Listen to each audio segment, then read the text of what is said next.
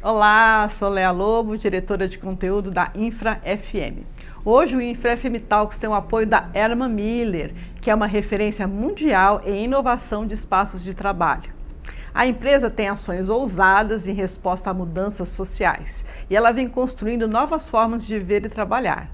Por exemplo, em meio à pandemia, através de pesquisas pioneiras ao redor do mundo, como a Returning to the Office, ela oferece suporte aos clientes para que a volta aos espaços de trabalho seja segura e eficiente. Obrigada, Herman Miller, pelo apoio ao Infra FM Talks de hoje.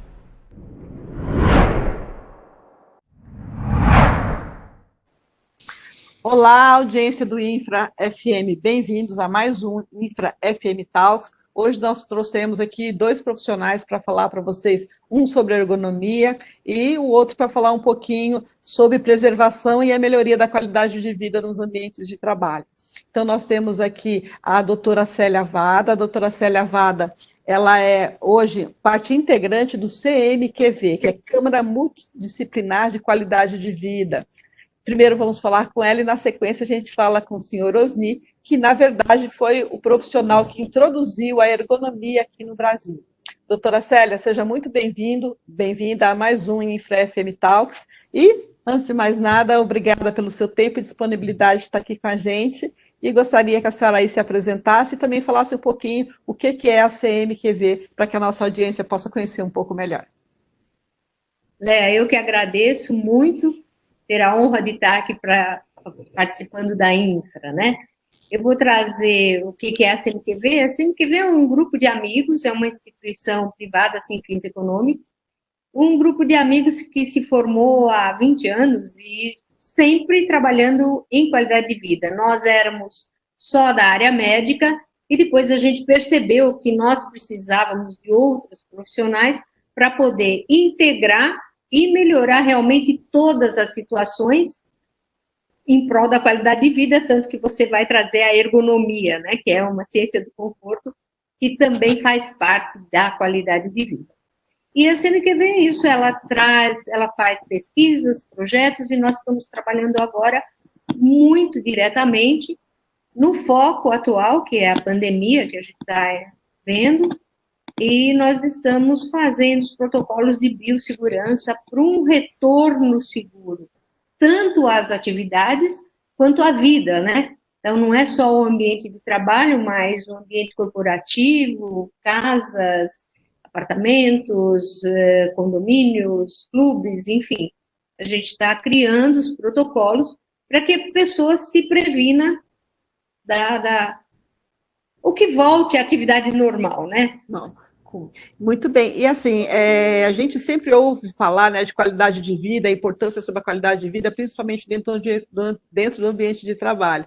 A gente, assim, apesar de ter muitos profissionais já trabalhando com o tema há bastante tempo, ainda é um tema que a gente precisa trabalhar mais, né, e mostrar a importância da qualidade de vida dentro do ambiente de trabalho. Então, eu queria que a senhora falasse um pouquinho, né, como é que a gente pode fazer a preservação, né, e a melhoria da qualidade de vida dentro dos ambientes de trabalho. Então, na realidade, o que você faz dentro do teu ambiente de trabalho? Você tem o aspecto físico e o aspecto emocional, né, dentro de um ambiente de trabalho. Dentro do aspecto físico, a gente tem as normas de segurança do trabalho, que elas devem ser preservadas, devem ser estudadas. Nós temos hoje 37 normas de segurança, cada uma visa um pouco mais especificamente cada trabalho, sendo que algumas são gerais para todos os ambientes, né? Então, a qualidade de vida é você estar bem com aquilo que você tem. Então, você tem que ter uma integração, tanto física, como ambiental, como emocional, dentro do teu espaço de trabalho. Porque se você pensar bem, você passa a maior parte da sua vida dormindo e dentro do ambiente de trabalho. O restante são intercalações, mas o período longo que você fica é durante o sono e durante as 8 horas, normalmente, que você tem até 10, você tem 2 horas de almoço dentro do teu estabelecimento. Então, você tem que cuidar muito bem disso, desses dois aspectos. Então, isso é o que a gente preconiza. E essas normas de segurança, para cada atividade, você tem um estudo específico daquela atividade.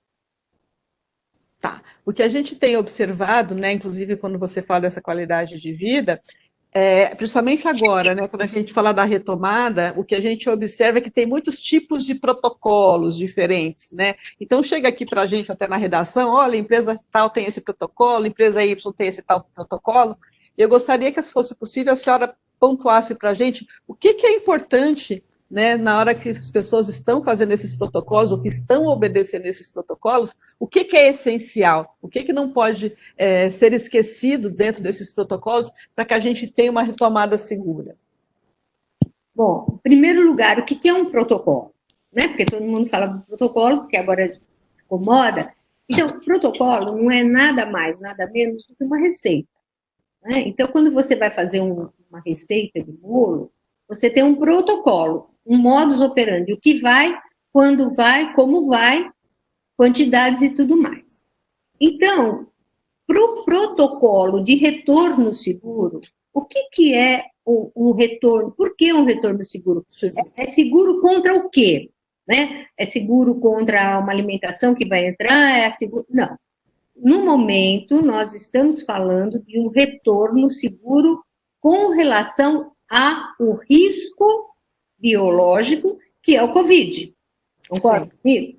Então, os protocolos que existem, eles têm os protocolos gerais, que a Anvisa emitiu, que a Organização Internacional do Trabalho emitiu, que algumas entidades estão emitindo. Então, eles são protocolos gerais. Então, ele chega para você e fala assim, você tem que ter o seu ambiente sanitizado. Você tem que ter EPIs. Então, os protocolos, eles são gerais, ele te dá de uma forma geral. O que nós estamos fazendo é fazendo o protocolo individualizado. Outro detalhe é que os protocolos, eles estão trazendo condições do meio ambiente, condições ambientais. Então, eles estão te dando orientações quanto a você pôr um álcool gel, você fazer uma desinfecção, uma sanitização, que muitas vezes as pessoas nem sabem a diferença de uma dedetização, que antigamente se usava, né? Que é uma sanitização, e um saneante, um sanitizante, um bacteriostático, bactericida, um produto do gênero. Então, para cada ambiente de trabalho, você tem que ter o seu protocolo específico.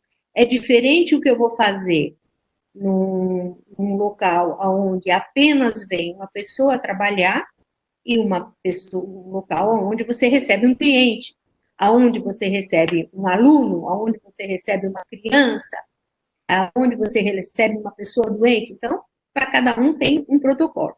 Nós percebemos que só o protocolo ambiental não resolve. Então, o que nós fazemos? No nosso protocolo que nós elaboramos, o nosso protocolo Retorno Seguro, a gente tem um protocolo de segurança com relação a quem vem, ao indivíduo. Então, ao indivíduo, ao meio ambiente e à coletividade. São 3 análises que você está fazendo. Você tem que analisar a pessoa. Então, a pessoa que está vindo trabalhar, ela não pode ser um risco para quem está lá, ou para quem estava, ou para o meio ambiente. Concorda? Essa pessoa que vem, a gente tem que garantir que ela, naquele ambiente, não vai se contaminar. Sim. Perfeito? Então, ela não pode, eu não posso contaminar você, você não pode me contaminar. Com as atitudes, com o meio ambiente, com os interferentes. E outra coisa, no meu ambiente, eu tenho quem está, eu tenho o meio ambiente e eu tenho os integrantes, ou seja, uma loja do shopping tem pessoas que vêm. Numa clínica, eu tenho pessoas recebendo. Numa indústria, eu tenho pessoas trabalhando e eu estou confeccionando alguma coisa que eu vou levar a terceiros. Então, a análise não pode ser só local, passar álcool gel, não, ela tem que ser uma análise ampla, eu não estou fazendo ninguém correr risco de nada. Esse que é o protocolo completo, e tem que ter um treinamento que todos os protocolos estão mencionando, que é um treinamento de biossegurança. Então, eu vou abrir o meu condomínio estava fechado, as minhas áreas comuns fechadas. O que eu tenho que fazer para garantir que o morador que está lá não vá se contaminar? E agora o que eu falo é o seguinte: a gente tem esses protocolos de biossegurança, essas regras de biossegurança. O que é biossegurança? É a segurança com relação ao risco biológico. Bactérias, fungos, parasitas, ricétias, amebas, enfim, o risco biológico. Então, esse risco biológico, esse é um risco que existe sempre. Ele não existe só agora por conta do Covid. Covid. Uhum. Água, você já fazia a desratização, você fazia a sanitização antes. Então, você tem que continuar fazendo. O Covid é um vírus. Está no momento agora, ele tem uma série de especificações que a gente sabe aonde ele pode estar, aonde ele está, quanto tempo ele fica. Nós sabemos isso. E por conta do risco que ele pode estar no local, a gente faz um protocolo específico para cada atividade. Muito bem. Só quem pode fazer esse protocolo? Quem entende de biossegurança. Se você não sabe, por exemplo, o que é uma salmonela, o que é uma giardia, o que é uma rickettsia, você não vai conseguir fazer um protocolo de biossegurança. Então, nós temos os biólogos, farmacêuticos, biomédicos que trabalham na área biológica. Esses são os profissionais que estão capacitados, porque existe uma diferença de, é o que eu falo para alunos, e capacitação. E é fácil entender. Você pode ir numa escola de automóvel e tirar a sua habilitação. Você está habilitado para aquilo. Então, você vai, você bate aqui, bate ali, você não tem a capacidade de fazer, apesar de estar habilitado. Sim. Então, o profissional que vai fazer esses protocolos agora é muito, muito importante que eles sejam habilitados E capacitados. Muito bem. E assim, nessa sua experiência desses últimos dias, que eu sei que a senhora tem sido convidada a elaborar muitos protocolos em vários tipos de edificações diferentes, se a senhora tivesse que citar 2 ou 3 pecados capitais que a senhora tem encontrado por aí, o que a senhora citaria? De comportamento ou de coisas que as pessoas estão fazendo, mas estão meio equivocadas? Até como um alerta importante, né? Não, assim, estão gastando dinheiro à toa, né? Fazendo testes aleatórios. Esse é o ápice de tudo. E o outro, o uso errado de tanto de álcool gel quanto de saneantes, de desinfetantes. Existe o que eu chamo de um medo coletivo muito estranho e uma desinformação. Infelizmente, com o Google, a gente tem muita informação, mas muita informação falsa, uma falsa informação. Então, eu oriento para as pessoas que, quando elas tiverem que procurar alguma coisa, por favor, veja a fonte. Não é porque uma pessoa fala que determinada coisa é interessante, você vai fazer aquilo. Quando você vai, por exemplo, procurar um médico para o seu filhinho, um pediatra, você não vai no mecânico da esquina, concorda? Sim. Você vai no médico pediatra. Então, quando você vai pegar alguma informação sobre biossegurança, que é o nosso tema agora, que é o que você deve fazer para se prevenir de problemas de infecções, infestações, contaminações, procure a fonte, procure pessoas que realmente entendam do que está fazendo. Porque as pessoas acham, então, o que tem de palpite Então, o que mais eu estou vendo é o que a gente está batendo em condomínios, em locais, e até em clínicas, em escolas, que as escolas elas não começaram, mas elas já estão se preparando. É a falta de informação, é procurar as coisas no lugar errado. Procurem, vejam. Pessoas que estão fazendo limpeza, desinfecção, sanitização, protocolos totalmente errados. E você tem aonde fazer. Os testes, as pessoas estão começando a fazer testes aleatórios. Aí eu falo, por que você fez isso? Ah, porque eu quis fazer o teste, mas qual foi o resultado? O que te deu? Que teste você fez? Qual é a validade desse teste? Existe até um local que você quer fazer um teste, se você conhece, eu quero fazer vírus, eu quero fazer anticorpo, né? Porque isso é tem um tempo para você fazer um teste, senão o resultado vai dar errado. E mesmo que você conheça qual teste você deve fazer, existe um portal que dá a segurança desse teste, está sendo testado, porque nós temos uma infinidade de testes. Fala, mas não é tudo a mesma coisa? Veja bem, você tem um bolo de chocolate e outro bolo de chocolate. Um eu fiz num lugar qualquer, e outro eu fiz numa grande confeitaria, não vou falar os nomes, mas é a mesma coisa, é bolo de chocolate, mas um é bom e o outro é ruim. Os testes é a mesma coisa. Nós temos uma infinidade de tipos, de fabricantes, de testes. Então, todos eles, por exemplo, são para medir a atividade de uma hemoglobina, um IgG, um IgM. Só que uns são bons e outros não são. Então, você tem, em alguns testes, possibilidade de 80% de falso positivo, por exemplo. Uhum. Se eu pegar aquilo, eu vou saber o quê? E outra coisa, se eu não souber o período que eu estou fazendo, se eu não souber o motivo que eu estou fazendo, não adianta nada fazer. Nós temos laboratório de análises clínicas há mais de 30 anos. Então, eu falo o seguinte, no exame laboratorial,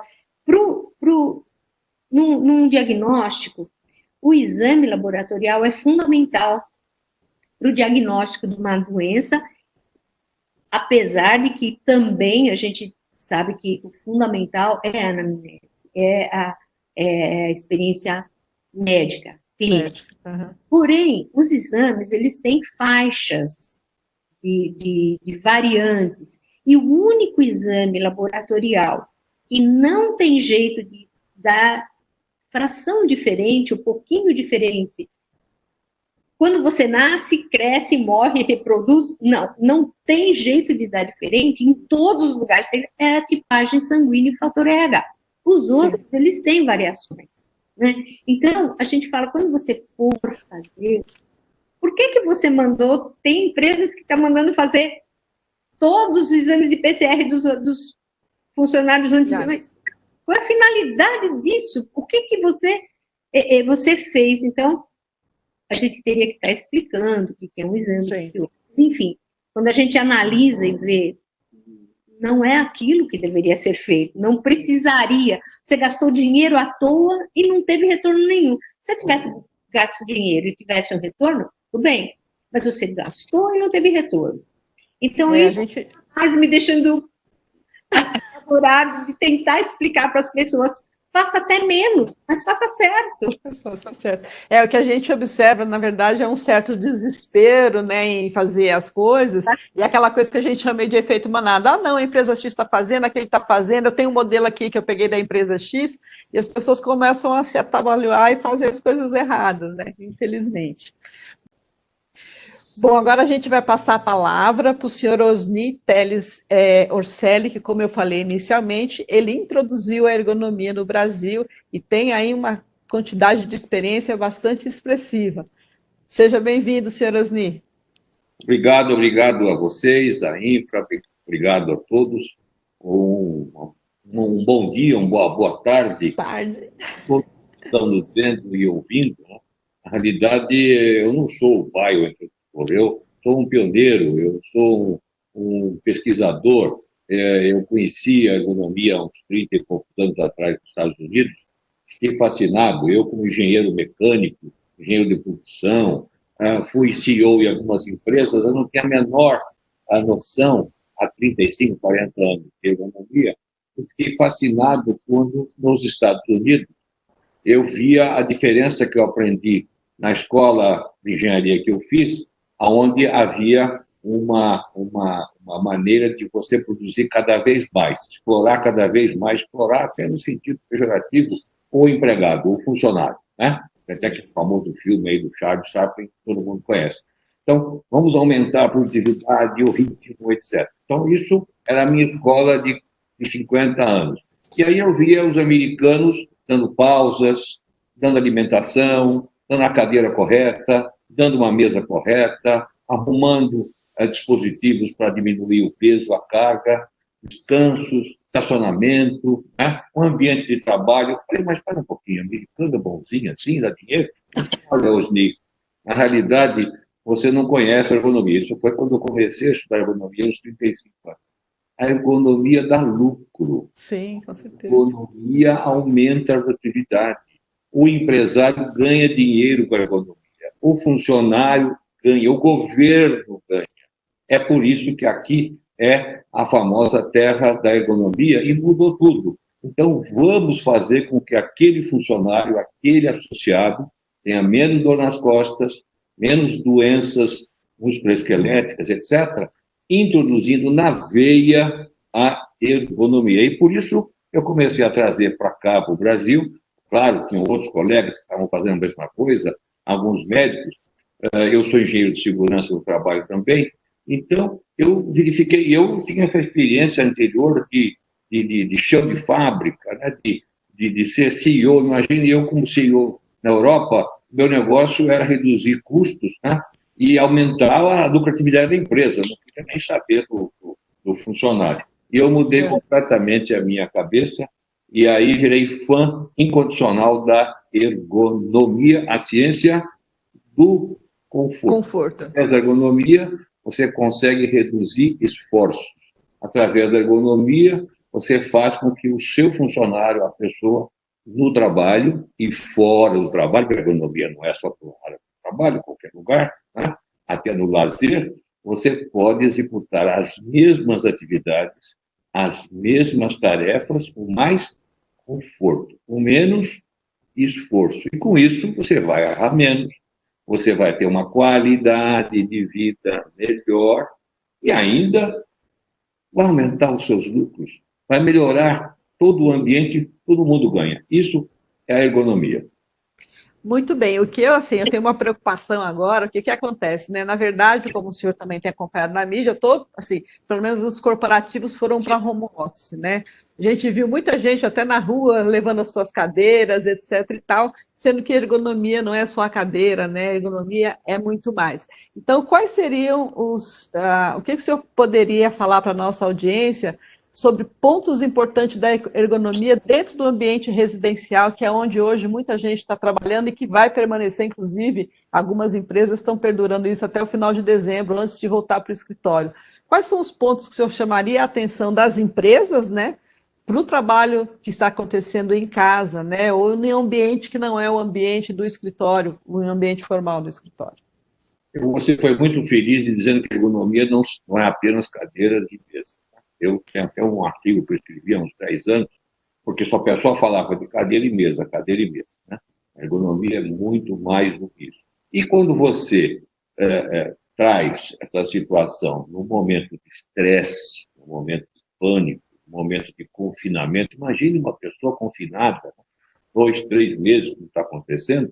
Então, ela está estressada e outra coisa, ela não está se movimentando, ela não está fazendo sua ginástica, academia. Tem gente que não está tomando nem sol, o apartamento está lá, etc. Então, você imagina aquela pessoa, aquele funcionário, aquele trabalhador, aquele professor que está dando aula, etc., nesse ambiente. Então, você teria e tem que usar as ferramentas da ergonomia, que deveria ser normal para qualquer lugar, muito mais ainda no home office. A questão de 1 mês, 2 meses, eu escrevi até um artigo sobre o que você precisa fazer para usar a ergonomia no seu home office. Eu levei em conta até detalhes que podem parecer pitorescos, mas aqueles que estão me vendo vão concordar comigo. Estou falando de reuniões de clubes de serviço, estou falando de reuniões de associações de classe, estou falando até de reuniões mais importantes, onde as pessoas estão barbudas, as pessoas estão mal vestidas, as pessoas estão com a postura toda errada, gente, enfim, não sabe sequer colocar a câmera no sentido correto. Então, eu comecei a listar esses princípios que eu chamei de ergonomia, mas se você não tiver a coisa certa, você vai ficar estressado, não vai passar o recado correto, não vai aprender corretamente, e, no fim, você vai estar prejudicado. Como eu disse, a ergonomia é muito mais ampla do que isso. Então, você tem que começar a executar, a pensar, a planejar o seu home office como um office de verdade, quer dizer, um seu escritório de verdade, né? Desde o ponto de vista da apresentação pessoal, da sua postura, como eu estou agora aqui, você vê muita gente nessas palestras ou nessas conferências que estão inclinadas, com a postura errada, assim, essa. Muito mais importante ainda nessa ocasião, principalmente até pelo histórico de que ele ficou, ou está ficando muito tempo sem a habilidade. Claro, a claridade, a iluminação, eu estou falando com você agora aqui. Imagine se tem uma claridade muito grande, um sol, aquilo durante 10, 15, 20 minutos, você ficar ali 3, 4, 5 horas, vai te causar uma fadiga visual. Como é que está a temperatura? Como é que está a umidade? Né? Você está se movimentando toda hora?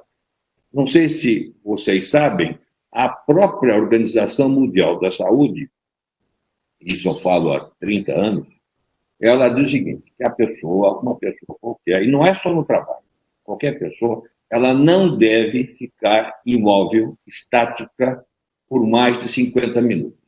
Sim. E você observa na televisão, computador, independente do Covid, né? Quantas vezes você já ficou, às vezes, no computador, vai ficando, fica ali, e olha ou está vendo alguma coisa assim, quando você vê 2 horas, 3 horas, 1h30.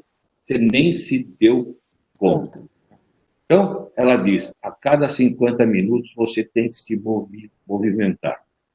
Um detalhinho, quando você vai num teatro, no cinema, algum lugar, principalmente quando o som é muito controlado, como um teatro, você pode ver que dali a 50, 60 minutos começa a estalar a cadeira, porque o próprio corpo está pedindo que você se agite. O corpo nosso é tão sábio em que ele está pedindo para você agitar. Então, a cada 50 minutos, mais ou menos, você tem que parar, dar uma parada e esticar. Você tem que agitar, se levantar, né? Vou falar da ginástica do gato, né? Isso que eu falei, estava mostrando para você antes de começar, porque a ginástica do gato, que mais de 1.000, eu não estou exagerando, até hoje mais de 1.200 revistas, publicações, eles estão replicando o artigo que eu escrevi há uns 15, 20 anos sobre ginástica do gato, que nada mais, nada menos é que você está com a garrafinha sempre presente diante de você, e você olhando a garrafinha de água, você vai sentir sede, você vai tomar um gole, e quando você tomar um gole, você olha o gatinho e você se espreguiça. Qual o gato? Mas que coisa tão simples, pitoresca. Mas olha, eu vou contar para você um caso em 30 segundos. Isso foi aplicado numa indústria, numa linha de produção de celulares aqui no Brasil, que todas as meninas eram só mulheres, eram 5 linhas, elas estavam apresentando problemas musculoesqueléticos, tendinite, dor nas costas, etc. Havia absenteísmo, saída, etc., que era impressionante. E ninguém sabia por quê. A cadeira está errada, a mesa está errada, etc. Nós, inclusive, fizemos a recomendação das cadeiras para a linha de produção, pediram, falaram, a cadeira ideal é essa, assim, essa. E aí me chamaram, olha, sua cadeira não funciona. Não funciona. Aí eu olhei ali, fui falar com as meninas e, por alguma inspiração divina aí, que eu chamo como grande arquiteto do universo, ele me deu uma inspiração e fiz a pergunta para uns 3 ou 4 meninas. Qual é a cor da sua urina? Pessoal, como é que é? Mas que pergunta horrível. Qual é a cor da sua urina? Ah, minha cor da urina é preta, é marrom, é super amarelo. Eles não estavam tomando água, apesar de que havia em todos os lugares bebedouros com água, inclusive gelada. Por que eles não estavam bebendo água? Porque eles não estavam vendo a água.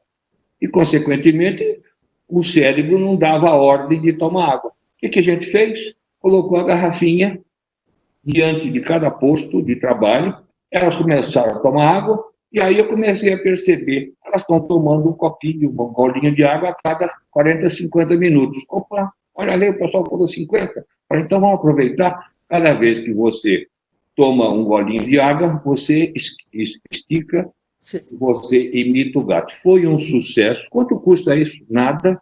A produtividade aumentou, o absenteísmo diminuiu. Então, isso muito mais importante no seu home office. Né? Bom, e vem as clássicas, vamos chamar assim, medidas clássicas de um escritório qualquer, que é você regular a altura da sua cadeira, da sua mesa. Mas como a mesa pode regular a altura? Sim, o ideal é você ter uma mesa de altura regulável, uma cadeira de altura regulável. Não economize dinheiro na sua cadeira. Eu vejo, às vezes, o pessoal discutir por 10, 15, 20, 50 reais uma cadeira, mas, cara, a cadeira vai durar 3, 4, 5, 6, 10 anos. É muito mais que um automóvel. Então, você não deve economizar nos princípios. Ah, mas eu não sei comprar uma cadeira. Entra no site, olha lá, se quiser, liga para a gente ensina como comprar a cadeira ideal sem luxo. Quer luxo? Luxo em seguida, né? Então, você regular a sua mesa, regular a altura da cadeira, você está sempre com o contato das suas costas, da região lombar, o que a gente chama de contato permanente da lombar, é importante. A sua postura, olha só como é aqui, eu estou falando com você agora, daqui a pouco eu vou falando. Vai caindo.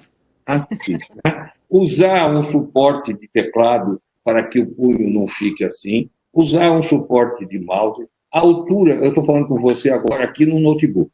O que eu fiz? Eu coloquei o notebook, que está funcionando o notebook como monitor, mas eu coloquei num suporte de notebook, ele está levantado de maneira que eu estou vendo aqui a minha tela como monitor, com quase horizontal. Você também está quase horizontal, sim, mais ou menos uma distância aproximada do meu braço da tela. É o ideal.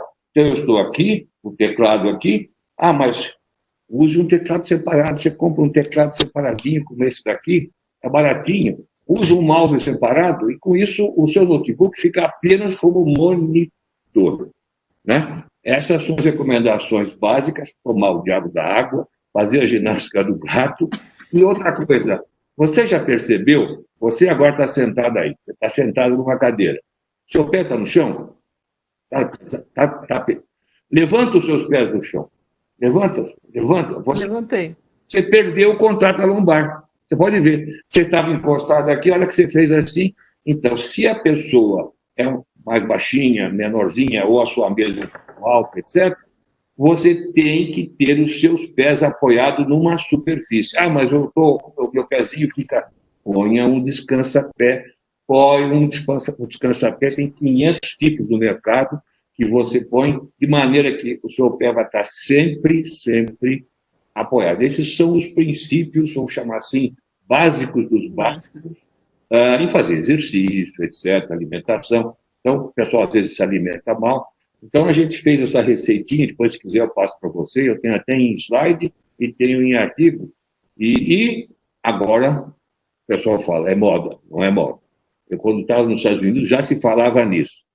Já que eu falei de 50 minutos de fazer a gente, e que tal você alternar, trabalhar um pouco sentado e um pouco em pé? Como é que eu faço isso? Levantando a mesa. Como é que eu levanto a mesa? Uma mesa de altura regular, então você trabalha um pouco em pé e um pouco sentado. E quando você estiver trabalhando de pé, isso também serve para qualquer atividade, não precisa ser de mesa de altura regular. Você já reparou que quando você vai num bar ou numa confeitaria, num lugar tomar um cafezinho, Você já viu que ao longo, perto do seu pé, tem uma barra, um cilindro? Sim. Percebeu? Você sabe para que serve aquilo ali? Para você colocar o seu pé. Você coloca os dois pés ali? Não, senhor. Você coloca um só. Então, você põe primeiro o pé direito e, com isso, você fica mais tempo diante daquele balcão sem dor nas costas. Então, quem trabalha em pé, a gente tem, inclusive a gente fabrica aqui, uns apoiadores pequenininhos, mais ou menos 20 centímetros de altura, e você vai alternando o pé e alternando para lá, um pouquinho para lá, com isso você diminui sensivelmente as dores nas costas, que o pessoal chama, né? Que é o início de uma lesão na coluna que tanto a ergonomia defende e previne. Isso aí é o resumo do resumo. Muito bem, senhor Osni, gostei muito aí da sua explanação, realmente foi muito rica. E se eu tivesse que dar uma mensagem aqui para a nossa audiência, né, que são profissionais que trabalham na área de facilities, né, qual seria a sua mensagem para eles com relação à ergonomia? Principalmente agora, né, onde está todo mundo redesenhando, né, os espaços de trabalho, né, para a retomada, e para não incorrer em nenhum risco aí de ter um ambiente mal pensado quando a gente fala na ciência do conforto, aí, da ergonomia, que é o que nós estamos falando agora. Você falou nas facilities. Nós temos muita gente, muitos clientes com facilities, que perguntam. Eu tenho até um artigo que eu escrevi sobre qual é a cadeira ideal que eu devo usar no meu condomínio. A cadeira para o zelador, a cadeira para o segurança, a cadeirinha... Porque já imaginou segurança com dor nas costas, com má postura e com sono? Não é segurança. Né? Então, não faça economia, por favor, não. E outra coisa, essa cadeira é para você que pesa 60 quilos, ou é para você que pesa 120, ou para você que pesa 250?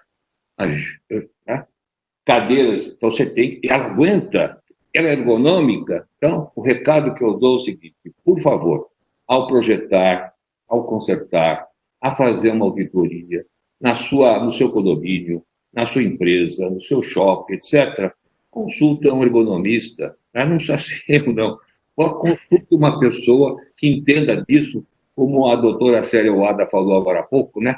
Você tem que ter uma capacitação e outra coisa, fuja das coisas complicadas. Eu me lembro que eu fui num condomínio imenso em São Paulo, desses condomínios de muitas pessoas, uma empresa praticamente, e me pediram, e falaram assim, olha, estão pedindo para colocar um banco aqui, levantar o monitor ali, não sei o quê, abaixar, fazer tudo. Eu falei, isso ficou caro, o negócio não é assim, as coisas são relativas, tem as suas exceções, mas as soluções são simples, como eu acabei de falar da ginástica do gato. Então, quanto custa uma cadeira? 500, 1.000, 2.000? Não faça economia. A mesa, hoje você tem mesa de altura regular, um manual, que custa R$700, R$800, né?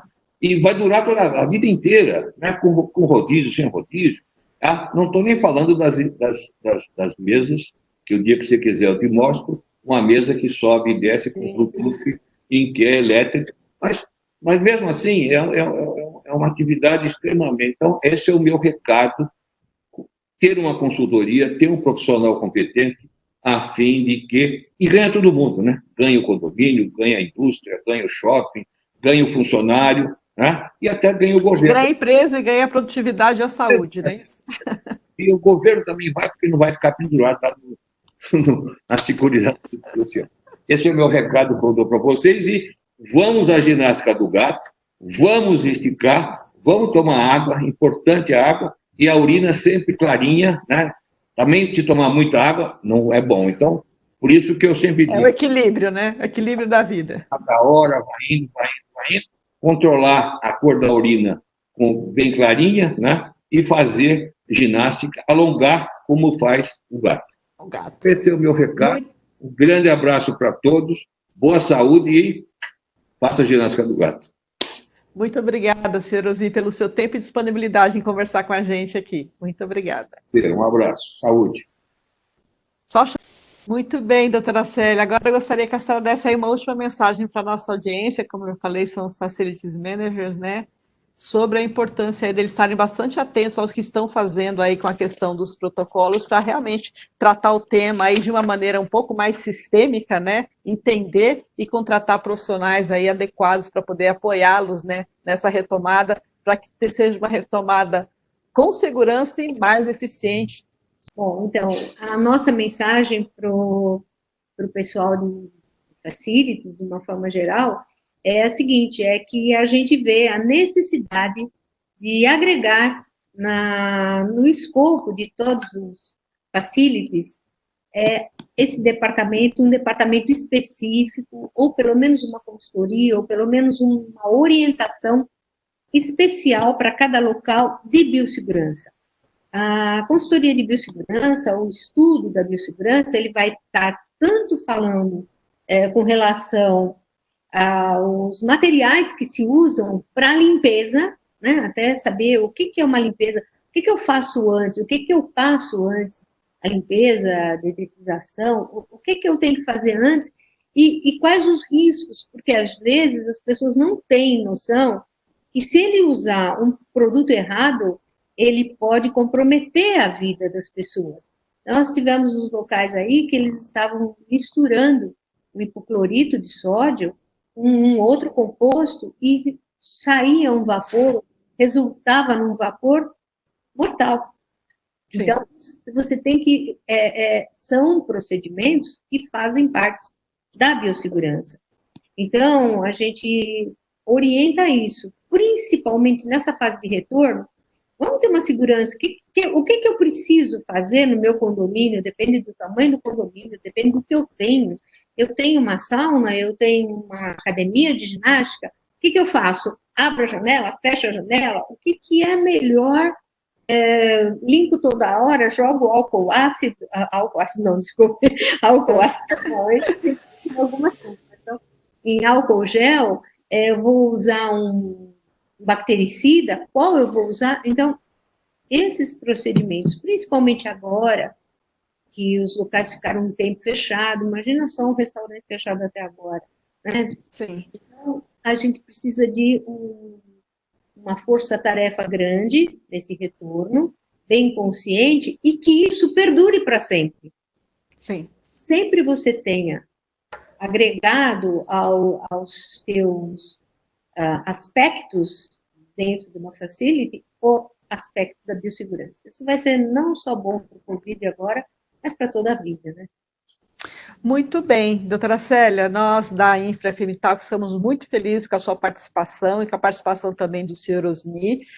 Para a nossa audiência, né, é só entrar no site da CMQV que vocês vão encontrar lá todos os contatos da doutora Célia e do senhor Osni, e que essa conversa que a gente teve agora sirva para que a gente realmente tenha bastante atenção aí com a questão, né, de entender a biossegurança com essa retomada e também muito cuidado aí com o pessoal que está em home office para estar, na verdade, cuidando aí do seu espaço de trabalho, né, para que não fique com lesões, né, para que fique bem de saúde, para que possa aí dar não só produtividade, mas também qualidade de vida para o seu dia a dia. Então, a gente agradece muito a participação de vocês, foi uma alegria tê-los aqui, esperamos em breve vê-los pessoalmente. Muito obrigada.